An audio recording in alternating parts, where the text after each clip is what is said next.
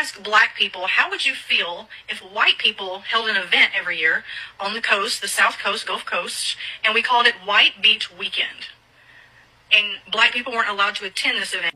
Dear white people, you do not have to smile at every black person that you walk past.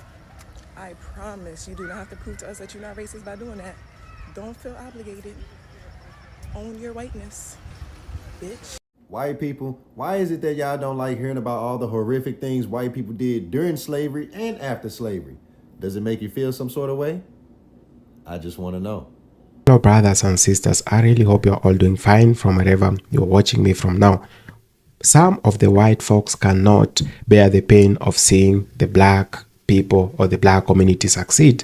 Now, the black success has exposed most of the racial inequalities that have been directed to them over time, and it has also exposed the white fragility that has been happening over time, that most of the white folks are now feeling threatened by the black people making a big progress in life. Let's watch this video, then have a really quick discussion at the end of it. Thank you so much. So everybody's freaking out because our American ports are beginning to run a little dry. But what nobody's telling you is the reason why they're looking dry. Because they used to be flooded with Chinese exports. And if our ports here in America are looking dry, could you imagine how the ports in China are looking? Look up the images of all of the ships and all of the cargo containers that are in Shanghai's port alone. You don't have to look at all China. Look at Shanghai ports. Thousands amongst thousands of ships that are disabled because they have nowhere to ship containers to. Tens of thousands of cargo containers that are filled with products that now the Chinese are having to take those items out of the containers to try to salvage some of those goods if possible. But guess what? The United States is still selling our exports. Because unlike China, 18 countries have already come to agreements with the United States on this tariff policy. And we are still working on figuring out all the little details with all of these other countries that are coming in. But how many people, other than maybe South Africa, maybe, have agreed to China's tariffs and to officially trading with China? You may get a few here and there, if that. But everybody that China has gone to has said, we're sorry, we cannot consume as much as America consumes. But on the contrary, other nations are telling us we can make what China makes. So we're still winning. I want you all to know something. Black people are being silenced right now at a high degree. And I know that we're talking about this a lot right now, especially with Jimmy Kimmel and things like that, but I don't think y'all fully understand the extent of it. I'm myself experiencing it on multiple facets. And not all of them I can talk about. And it's not just me. It's one thing when you have a network TV host. That's silence. It's another thing when you have everyday average people that are silenced. There are things that I've talked about for years that I cannot talk about now without potential repercussions that could put me in a very bad position.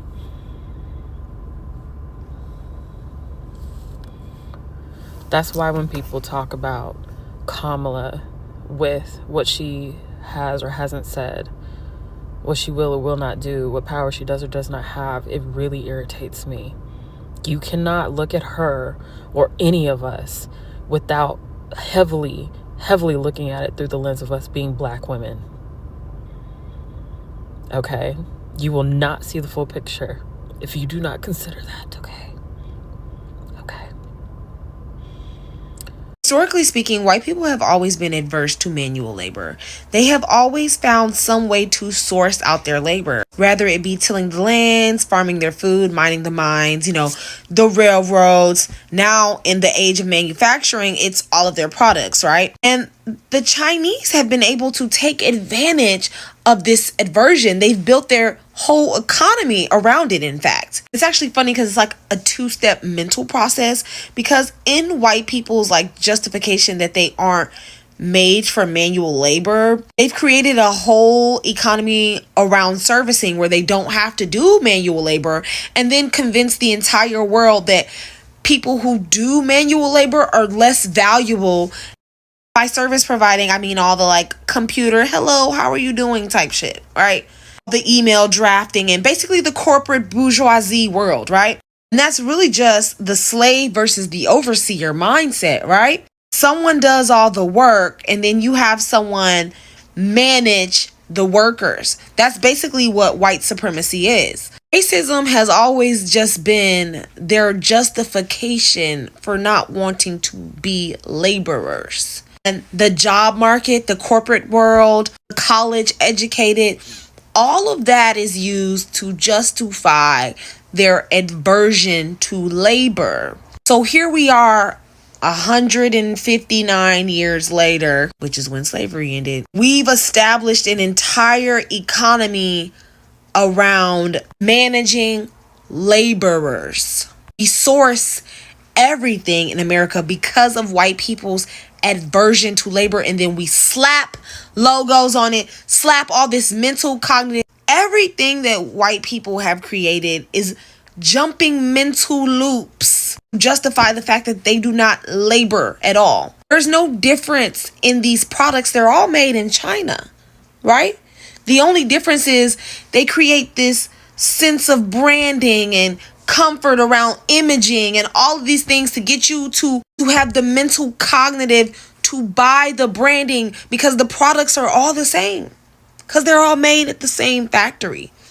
Everything about white supremacy is just jumping through mental loops to make you forget the fact that they do not make anything, that they are not laborers, that they refuse to do work, right? So that we will continue to spend money and work for them. The economy in America thrives off of all of this mental manipulation, because the truth of the matter is we do not make anything. We just manage everything. We manage our image. We manage the propaganda about who we are to the rest of the world, about what it is that white people actually do for jobs in America. It's all mental manipulation. We're a country of narcissists. What white people have to understand is when discussing race, we're not asking for your opinion on blackness. Nobody asks for your little 2 cents about how the oppressed is handling oppression. Because for some reason, white people don't want to talk about whiteness. They want to talk about blackness. They want to talk about black on black crime, but they never want to talk about the school to prison pipeline. They always want to talk about the use of the N-word and how destructive it is, but they never want to talk about the system that treats them like one is far worse than being called one. You don't get to tell me I need to stop playing victim when things are still happening to me. And you're not impressing anybody by saying you don't see color. Furthermore, I'm gonna need y'all to stop running that Morgan Freeman statement into the ground. Simply not talking about racism will not fix racism. He was dead wrong. But let's entertain it. Let's live with it. Let's say we stop talking about racism right now. Let's see, I still got to deal with modern redlining, racist lending practices. I still got to deal with over-policing. Black men are still overrepresented in the penal system, in arrests and in exonerations. Then we still got to deal with race medicine, which allows doctors the recourse to underserve and just about neglect black patients. And that's just off the top of my head. And not one time did I mention slavery. Nobody's asking white people to take accountability for slavery. That's not what we're talking about. That's not possible. We don't even want y'all to understand oppression from our perspective. Again, that is not possible. All we want white people to do is to finally put up a good enough fight that makes... So the midterms are coming, and the Republicans are already starting to freak out. And they should be, because the history and the numbers are not on their side. Before I give you the facts, I'd like to urge you to follow America the Possible. Like, comment, and share with your buddies. So, history may lie, but the numbers don't. And the numbers say that the party that won the last presidential election typically loses seats in Congress during the midterms. Since World War II, the president's party has lost an average of 26 to 28 seats in the House and about 4 seats in the Senate in the midterm elections. Worse, that pattern holds true about 93% of the time in the House and roughly 70% of the time in the Senate. So if you're a Democrat, you're smiling. If you're a Republican, not so much. And if you're just an ordinary citizen like us, I have a tiny bit of advice. Pay attention, study up, take a hard look at the people running. Don't just vote for a party, and be choosy. The power to decide where America goes from here is now where it belongs, where the founders intended it to be, in the hands of we the people. If you have access to DJT's social media site, why is he going through all of the turmoil on there? He like truth or tweeted or whatever it was, like all throughout the night. What is going on? First, MTG saying that they saw things, and now he's just going on and on and on about what? I don't know. Why aren't they celebrating? What's happening? Is there something we need to know? I don't get it. But I would love to know what they know. And believe me, they know. Dear white people, I don't hate you, yeah. I don't hate you. I could never hate you, yeah, because at the end of the day, yeah, you guys worked for us as well. You guys worked for us as well. You actually helped us get to where we want to be. Like, everything you guys done against us worked for us. I could not hate you. I could never hate you. How? Obviously, you know, like, your time is up, right? Like, obviously... Obviously, you guys know, yeah, that you cannot be playing, like, you can't play the way you guys used to play anymore, right? You know, like, the manipulation, or whatever, you guys, those groups, those little secret groups. You know that you can't function the same you guys were functioning before, right? You know, you obviously. You know, all the little, you know, you can no longer do it again, yeah? You know. Okay, good. So, yeah, I just want to say that I don't hate you, you know, but I thank you. I thank you, hey? I thank you. White people, I thank you. Okay, I don't think, I don't think they're happy with you, all right? But I thank you. You helped me get to where I want to be. Even though your intention was to destroy me, even though you wanted to make me go nuts, you helped me. So I thank you. Thank you for helping me. Thank you for showing me the way. Thank you for giving me the ability to go. You guys actually work for us. Like, that's crazy. I'm shocked. I'm actually shocked. Thank you. Thank you. Black people, what are we doing? We completely lost the plot. You know what I'm talking about. I'm talking about Ralph Lauren and Martha's Vineyard collection, but it's bigger than that. It's a greater conversation we're having about black people and whether it's okay to be wealthy and successful. Should be a no-brainer. Yes, the answer is yes. And we should encourage that. We always talk about black excellence, but a substantial amount of black community despises black excellence. I remember 20 years ago almost when President Obama was running, and there were so many black people who was like, oh, well, I don't support him because he's not black because, you know, his mom is white, or because he went to Ivy League schools and his wife. Why is that a bad thing? Like, we're discounting people and their experience as a black person because they didn't go to certain schools or they didn't join certain organizations, whatever else. It's like, why can't you just be happy for black people being at the top of their game? There's no difference between a black person who's the CEO of their own company and a black person who's the CEO of a Fortune 500 company. That is black excellence. A lot of people in the comments talking about, oh, well, why not give the money to, a black-owned fashion brand or whatever else. We have a Morehouse man who's risen to the ranks to become the creative director of Polo Ralph Lauren, one of the most prestigious arms of one of the most prestigious American brands that we have. And you mad about that? Why every time a black person become rich or famous, everybody assume they sold their soul? Like, do black people not deserve to get rich or famous? What's the real tea for real? Because low-key, and it's only black people that be telling other black people or saying that other black people sold their soul. Like, what's the tea for real? Because for one, you can't even sell your soul because we don't even own our damn soul and our soul is intangible. You can't even sell the shit. That's the one. Two, it be like, girl, I don't really see that many white people saying black people selling their soul. Or I don't see a lot of white people saying Taylor Swift or her. So, like, why y'all always making it seem like black people just can't get success with work? We always got to sign a contract or sell out. Like, what's the Z? Do y'all not believe black people can get successful without doing that shit?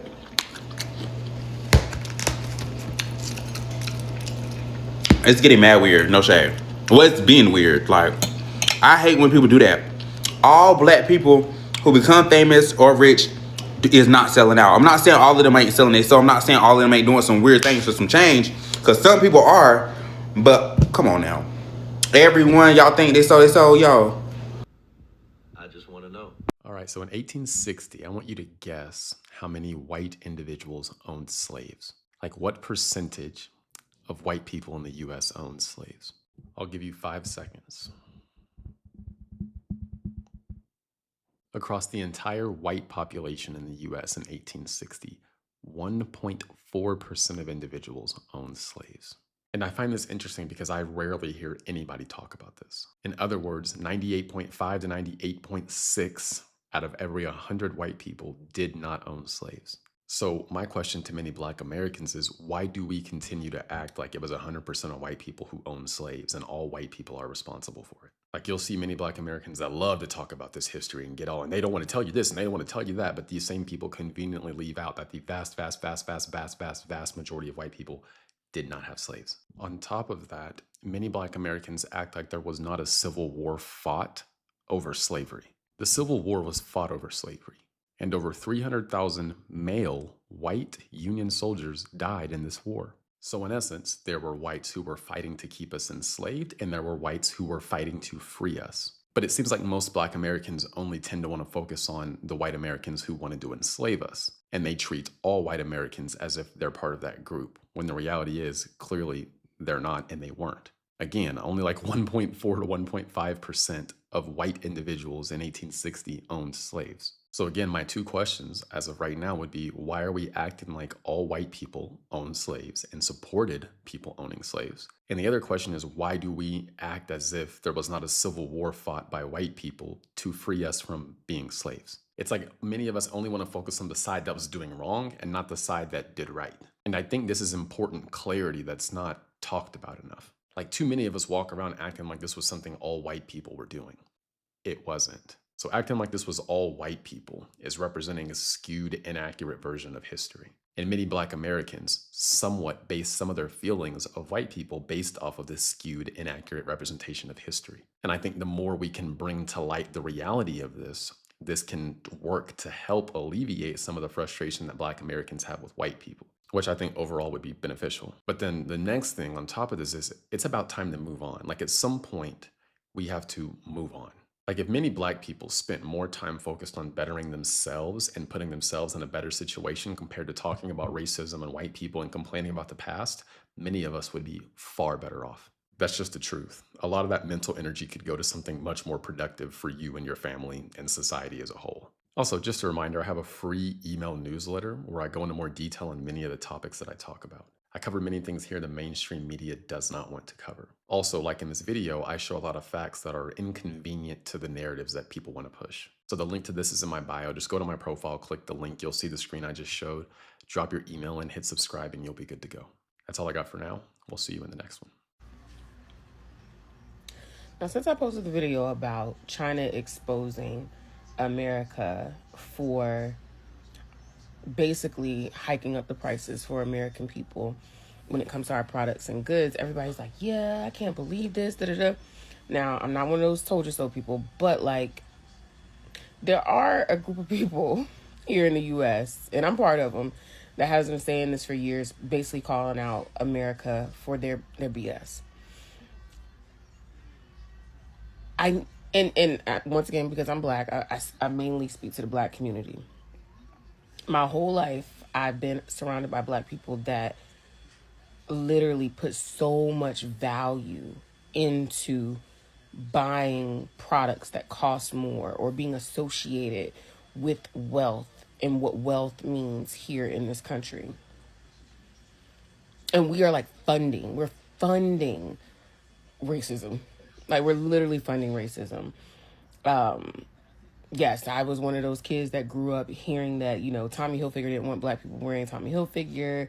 He's racist, but it wasn't just that. It was like the reason why FUBU existed is because these brands were not meant for us to wear. They were not meant for us to wear, and we made it hot.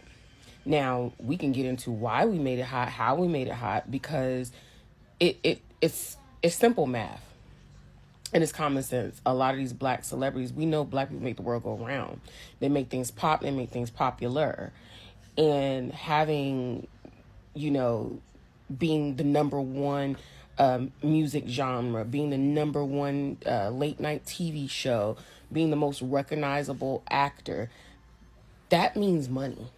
That means money. So us wearing these brands and being associated with these brands made them money. It made them money, and they knew that we would buy it. We would aspire to buy it, even if we couldn't afford it. Designers like Dapper Dan, it was the mentality. It was the mentality. It wasn't even if we could afford it. We knew what wealth looked like, and so we just wanted to be that. We wanted to be that. And then we started getting hip to, they not really liking us. We're not their target audience. They just want our money. And that's why you see Jay-Z came out with his own liquor and once again, FUBU and all these other brands was like, nah, well, then we're going to do our own thing. But it still didn't stop black people from still supporting and buying these brands. I know black people just even on the lower level, I remember when I first moved to the DMV, I would shop at Aldi's. You would not believe how many black people made fun of me for shopping at Aldi's. And they were like, oh my God, it looks like a warehouse. And this is before Aldi's did their rebrand. It looks like a warehouse and it's cheap and it's not fake. Fast forward, everybody I know shops at Aldi's now. Mainly because it's, number one, it's affordable. Who can afford those name brands? But what they don't know is that Aldi's is a German brand. A lot of Aldi's products that are Aldi's, branded Aldi's, do not use food dyes. They have a huge selection of organic food. Essentially more healthier than regular packaged American food that, by the way, is illegal in other countries. But, they wanted to make, black people were making fun of me because I shopped at Aldi's and Lidl. And it's just so funny because do you know who I was in the store with? And I hate to do this comparison because I don't like doing the black-white comparison. But it was white people in Aldi's with me buying their groceries. And I say all this to say, like, us as black people, we have to really stop. And I said in the last video, we have to really stop and understand where our money is going, what it's funding, what it's supporting, because it took you guys knowing your precious luxury brands weren't actually luxury to finally understand that this is all a joke. Even down to the houses. These houses that are $500,000, and once again, I live in the DMV. These houses that are $500,000, you should see what the material is, what they're made out of. I sold my house. I rent. I refuse to buy a house here. I'm not, and by the way, my rent is very low. We're not even going to get into how I found that, but there's always a way. But you should see the materials that these houses are made out of. It's ridiculous. You guys are paying $500,000 plus for homes that, like, you can literally punch through the wall from the outside. Pipes are horrible. Just they're a whole. Hello, brothers and sisters. I really hope you're all doing fine from wherever you are watching me from. Now, most of the white folks can't believe the fact that the black people are minding their own business. Now, a lot of things have happened in the last 2 months or in the last 1 month. And not just from tariffs. we've had a lot more happening in the US right now. We've had tariffs. We've had soybeans crying because they were going broke. We've had Nebraska farmers crying. We've had so many other things. Now, we've had also the assassination of Charlie Kirk, one of the most vibrant conservative or the MAGA youth leader. Now, these things are actually are happening when the black people are just watching and keeping silent. And this is not sitting well with the majority of the white Americans. Now, we know from time to time the black community has had a lot of trouble. That we've had leaders in the black community who didn't end up well because a system somewhere saw them as a threat, and in that case, some of them never exist. Now, we've had the problem of who should be speaking at what time and who should be saying what at what time. Most of the white folks did believe that everything negative happening in the US should actually be brought out by the black community. They are the ones who should come out, riot, rant, and do all those crazy stuff. But we are living in an era where the black community is no longer saying a lot. It is minding its own business and keeping quiet over a matter of things that are happening in the US. Now, from the brutal takedown of Charlie Kirk, tariffs, deportations, high economic times or bad economic times, all these things are happening while the black community is silent. You might ask yourself, why aren't they complaining? Why are they not saying a word over the things that are happening right now in the US? We all know that the US has been a very oppressive country for a very long time. The systems set in the US are very biased in some cases because some people can't get the justice they require or they deserve. We've had a lot of assassinations in the US. Malcolm X was taken down, and the same was done to Martin Luther King Jr. There is no justice that has been given to their families up to date. The black community continue mourning them in pain and in vain because the system doesn't care. But when it really came to Charlie Kirk, I don't want to say it in a bad way, it was brought out and everyone saw it, and it has been a topic for the last 2 weeks, and they forced everyone to talk about the topic. And you ask yourself, do blacks serve a lesser God? Or do blacks deserve a less justice than their white counterparts? They should not be narrowed down to racial context, because justice should not be served on the basis of who is seeking it. It should be served on the basis of what happened and who is liable for whatever happened. And they should be taken to books and the deserved justice given to the victims. We are seeing, we are living in an era where everything has been put in a context between races, that this is great and this is less great. And when we have all these things and now we see the black community silent, don't you connect the dots? That if they have been talking and they have been making a lot of noise when one of their own was taken down and nothing was done, what makes you think that they are going to make noise when one is taken down and is not their own? I remember the words of Louis Farrakhan. I remember the words of Jane Elliott. And I also remember the words of Tim Wise.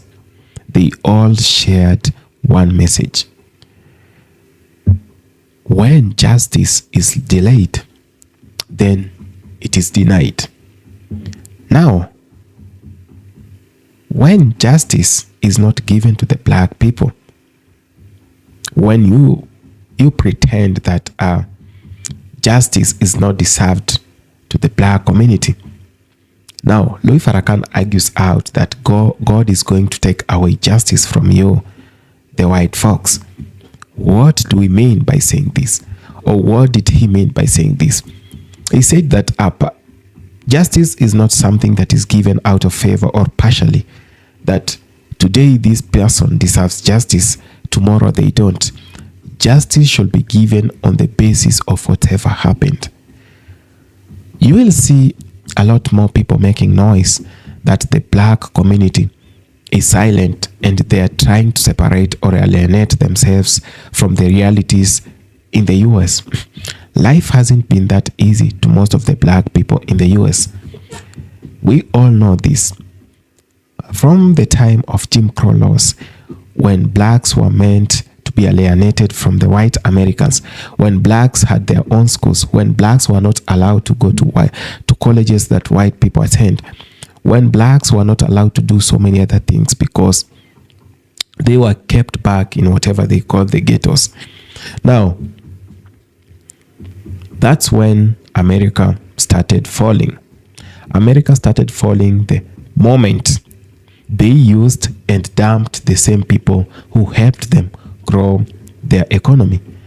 I do not mean that the white folks did less to grow the economy.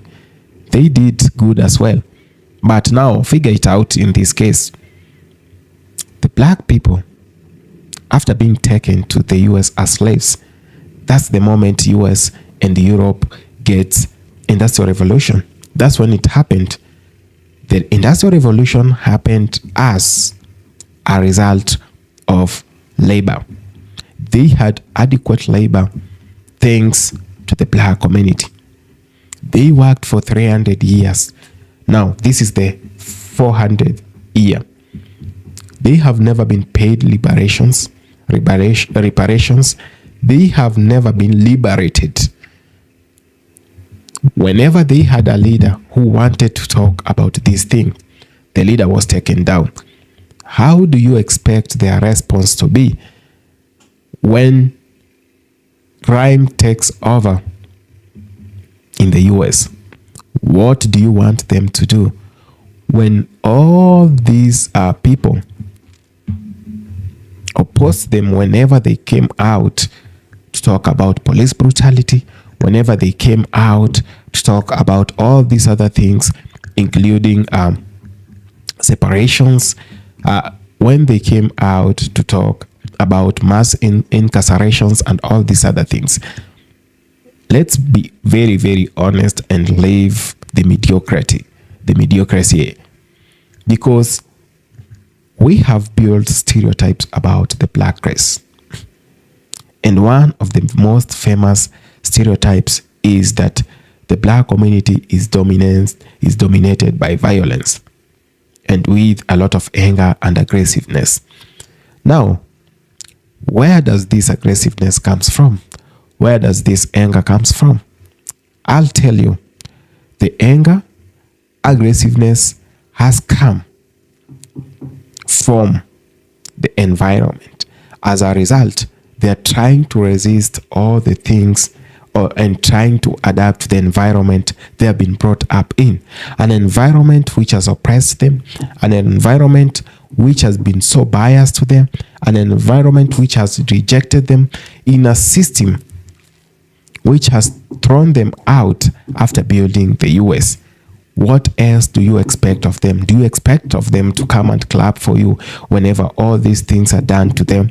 Do you expect them to be happy when police brutality takes the better of the US in the black community? Do you want them to be happy when they have been classified as violent and all that? Brothers and sisters, we should and we ought to be very, very genuine with ourselves. Let's be very, very true.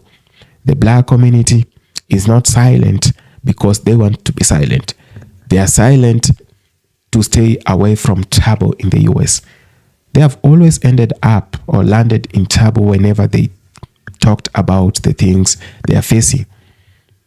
When they came out to protest about police brutality, what was the response from the government and what was the response from white America?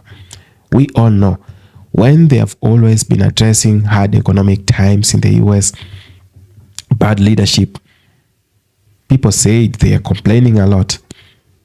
They are now quiet, still the same problem. They want them to speak.